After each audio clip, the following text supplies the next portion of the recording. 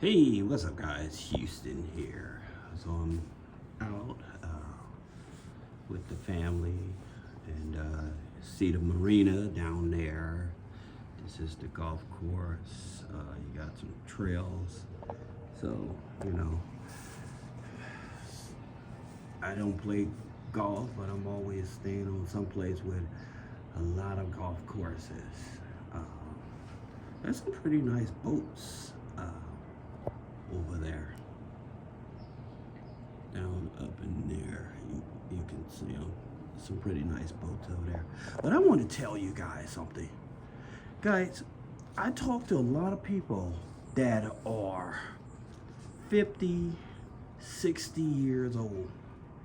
And a lot of these people don't own nothing. And what I mean, I said don't own nothing. They don't own a house. They don't own a trailer. They don't own a piece of land. They don't own a piece of silver. They don't own a stock. Why is that? Why is that our community, as we get older and we look back on our age and stuff, and we find out we don't own anything?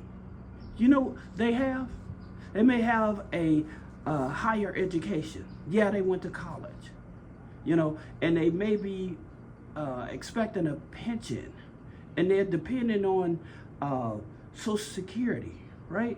But they don't own anything, right? And maybe that's because, it could have been health problems, it could have been, life in general, divorces or something like that. But I think it's very sad that we go through life, we work 40, 50, 60 years, and we don't own nothing. And I know people say, well, the rich, they don't own nothing either. But here's the thing about it. There's a difference between owning nothing and playing with everything versus owning nothing and owning nothing. It's terrible for our community to continue passing this on. We may own some Jordans. We may own a big screen TV. We may own maybe a gold chain. We may own maybe a used Mercedes or something like that. But in reference beyond that, we don't own anything.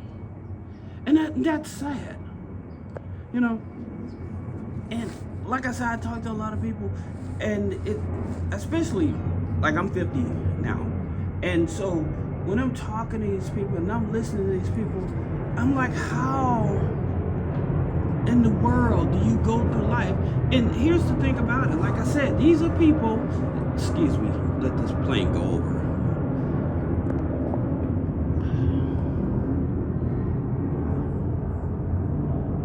Sorry about that.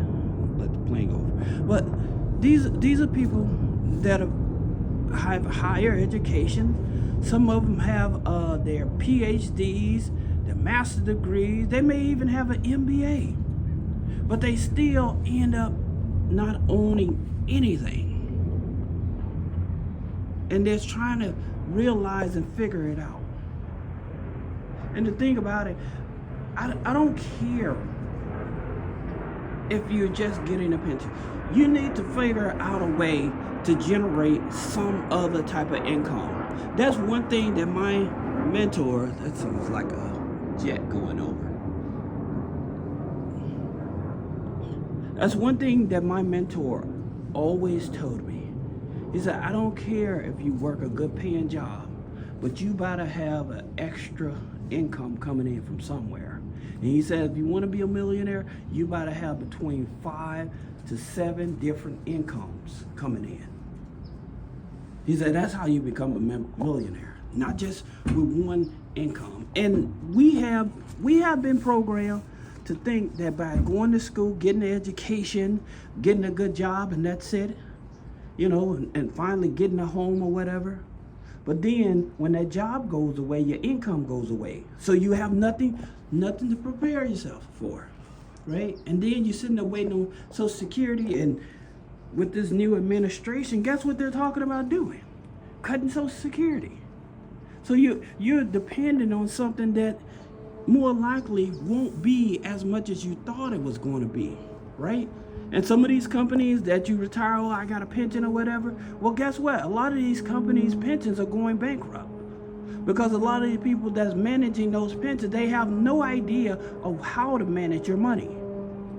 They're giving it to other people to manage your money. And I'm talking about firemen, policemen, teachers, a lot of these so-called places where you thought that you was actually okay with your pension. These people are swindling your money. That's the reason you get the low returns, right? And I'm not a stock expert, a investor, a stock expert investor or anything like that. I'm just looking at it. And another thing that's really sad about it is that even like with people working government jobs and stuff, now that's even on the chopping block. People do not care in terms of how you eat, if you eat, right? So you have to definitely be responsible for your own self, right? I was making this video because I wanted to talk to you all about a program for you to get a vehicle under your business, right? And so here's the thing about it.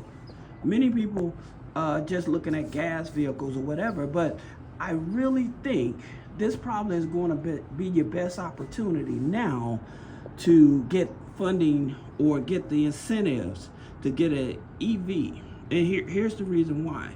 Because this new administration coming in, like I said, they said everything's on the chopping block. So any type of funding that the Biden administration put in place, the Obama administration, they're going to be attacking any aspect of that, okay? And so I was looking at this car company in Colorado, right? This car dealership in Colorado. Sorry about that. There's a lot of planes coming in. Let me see. You can see it through the thick trees. But here's the thing about it. So this car dealership in Colorado, you have to be registered in Colorado, file your taxes in Colorado. But here's the thing about it, is that they are leasing cars for no money. Right, and all you do is pay the taxes, right? And so they get their incentives from the car dealership because they're trying to move units, right? But you have to pay the taxes, but you have to be in Colorado. However, many of you that may need a new car for your business may look at an EV. And so some of the incentive credits, I know many of us are familiar with the federal tax credit up to $7,500, but you may want to see if they offer like a clean vehicle rebate in your state. All right, I know in California it's from 1,000 up to 7,000, and then also in California they offer a clean car rebate up to 12,000, right? So it gives you much of a incentive. That's the reason so many people out here drive Teslas and stuff, because they take advantage of those incentives and stuff like that, you know. But that being said, in terms of, and I know in like colder climates and stuff, you may be real iffy if you want to deal with an EV or whatever, and because of the mileage range and stuff like that, it can be very stressful. But at the same time, if you're building a business and you need a vehicle, then that's definitely an option for you. I think it's a very good option. Now, I know the program in Colorado, their thing is they want people to have at least a 700, but not in California. And even I would check with your own state. They may be able to help you. They may be able to help you. But like I was saying,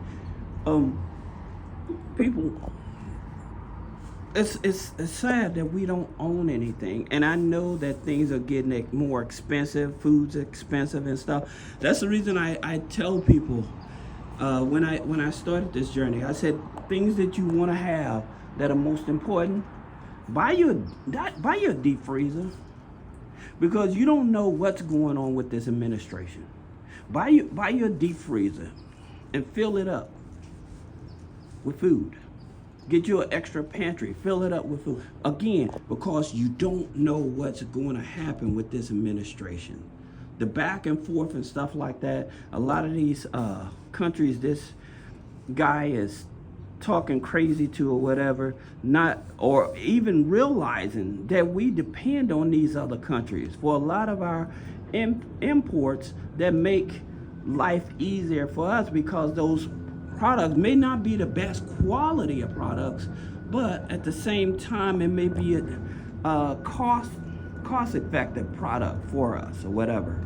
So always tell people, buy a freezer, fill it up, fill up your pantry full of food right now. All right, forget about the big screen TV. Forget about the big screen TV. Those that into Jordans, forget about the Jordans. All right, leave all that unnecessary stuff. Buy the necessary stuff that's right now. All right, then you call up your utility. Tax season's coming up. Call up your utility companies and find out how much did you use in utilities this past year. Okay, and then what you want to do when your taxes come in, and you can do it with a credit card too, and I'll tell you some of the credit cards you want to use, but